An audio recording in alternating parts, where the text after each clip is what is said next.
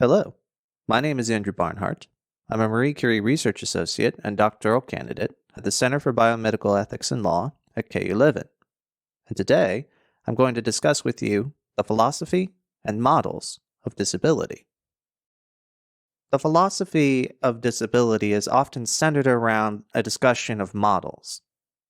These models encompass different relationships between impairments and personal and social limitations in order to better inform different approaches to disability. There are many models of disability, and all have their own influences and nuances. Today, we'll be looking at only three: the medical model, the social model, and the biopsychosocial model. But first, let's go back to 1980.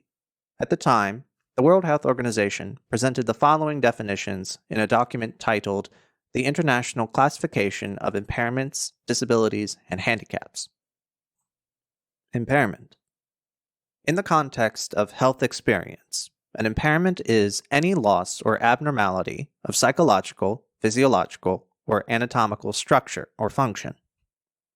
Disability. In the context of health experience, a disability is any restriction or lack, resulting from an impairment, of ability to perform an activity in the manner or within the range considered normal for a human being. Handicap. In the context of health experience, a handicap is a disadvantage for a given individual, resulting from an impairment or disability that limits or prevents the fulfillment of a role that is normal, depending on age, sex, and social and cultural factors, for that individual. You may notice that all of these definitions begin with the phrase, in the context of health experience. At the time, how the WHO defined impairment, disability, and handicap was based on the medical model of disability. The medical model has been the dominant model of disability until around the end of the 20th century, though its influence is still felt today. The model understands disability as a physical or mental impairment found within the individual and results in personal or social consequences. Some examples include a defect in the visual system that leads to the disability of blindness, a defect in the auditory system that leads to the disability of deafness, both of which may lead to a handicap in orientation. A stroke may lead to movement disability and thereby a mobility handicap. A neurological condition like autism may lead to behavioral or learning disabilities and thereby leading to a handicap in social integration. The model regards the limitations faced by people with disabilities as resulting primarily or solely from their impairments. The medical model, therefore, understands disability as an individual problem that should be fixed or normalized at the individual level. But can we really distinguish impairments and disabilities from their social contexts, as the medical model often tries to do? What counts as an impairment or disability may depend on which variations appear to be advantageous or disadvantageous in particular contexts. Shifting classifications challenge the biomedical basis for impairments. Such examples include homosexuality, female hysteria, or drapetomania, a mental illness described in the mid-19th century as an uncontrollable or insane impulsion to wander. It was often used as an explanation for why black slaves would attempt to flee from their owners, and has since been marked as both racist and pseudoscientific. These examples are far from the only ones, but the changing or disregarding of past impairment classifications is often used as evidence that the medical model of disability is inadequate, as it disregards important social elements. This leads us to the social model of disability. The social model is often seen as a response to the dominion of the medical model. Under the model, disability originates from social, attitudinal, and environmental barriers. Here, There is a distinction between disability as originating from social exclusion and impairment as originating from physical limitation. The model claims that disabled people are an oppressed group and that this oppression needs to be lifted. The model is the bedrock of disability activism. It mandates barrier removal, anti-discrimination legislation, independent living, and other responses to social oppression by demanding societal change, not individual change. There is a lot to be said for the social model and how it has improved the lives of people with disabilities. It has been effective politically in building social movements. It has been effective in identifying social barriers to be removed, and hence, has been effective instrumentally, or as a practical tool.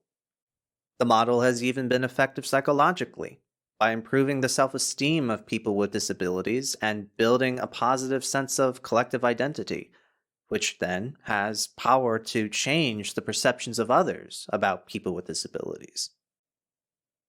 Civil rights legislation for people with disabilities often borrows heavily from this model.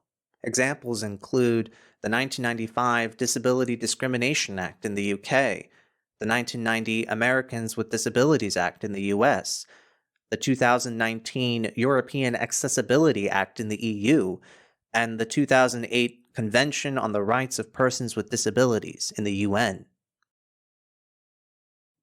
While the social model is often credited for these kinds of advancements, the model does have its own weaknesses. It often neglects impairments as an important aspect of many disabled people's lives, and it often rejects potentially helpful medical interventions. Certain conditions and impairments cause people physical or psychological harm, regardless of their social context, and medical interventions can objectively alleviate these harms. The model may also liken ableism, disability discrimination, in similar ways to other forms of discrimination, such as racism or sexism. But some may see this as grasping too far. Denying someone a job as an airline pilot on the basis that the applicant is blind is not the same as denying someone the job based on the color of their skin. One may be justified, while the other is not. This raises an important question. How is ableism similar to other forms of discrimination, and how is it different? We now move to our final model of disability. In 2001, the WHO's International Classification of Functioning, Disability, and Health was approved for use by the World Health Assembly. The new model they proposed is sometimes referred to as the biopsychosocial model of disability, and is based on an integration of the social and medical models. The model is an interrelation of different factors.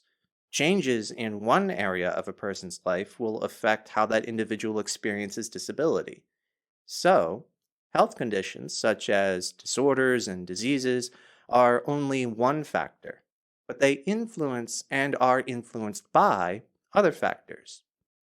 Other factors include body functions, structures, and impairments of them, activity of people and activity limitations they experience, such as problems walking upstairs, and participation or involvement of people in all areas of life, and the participation restrictions that they experience, such as how a person participates in the classroom, workplace, or broader community.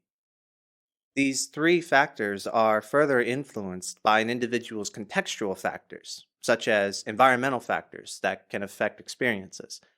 Think of a ramp versus stairs, and personal factors like age, gender, status, and so on. This is a more holistic approach to modeling disability and experiences of disability. It is a way the medical community is trying to advance beyond the traditional medical model. And while this model is growing in acceptance, it does leave open a particular question. What exactly is the reference point for a functional limitation? Seemingly, you could begin anywhere. These three models of disability are not the only ones out there. And as disability studies and disability philosophy continues to expand, no doubt more models will appear. But what all of these models show is that disability and the ways in which people experience it are complex. How we conceptualize disability shapes the problems we see within it, and it influences how we choose to respond to those problems. Moreover, it influences how we choose to respond to those with disabilities. I invite you to keep thinking about disability and how you might want to model it. I hope you enjoyed this exploration in disability, and thank you for watching.